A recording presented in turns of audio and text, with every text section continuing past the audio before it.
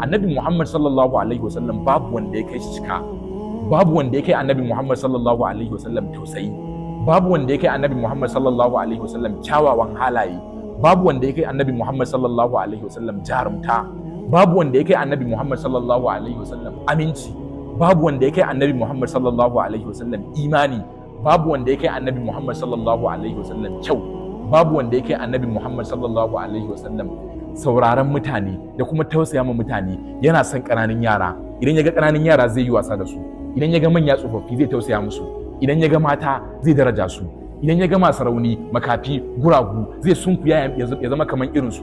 Manzo Allah sallallahu alaihi wasallam har mahaukaci yana zuwa ya kama hannun shi ya ce ya Muhammad, ya ce ya kai Muhammad, ya ce ina so ka biya min bukata na.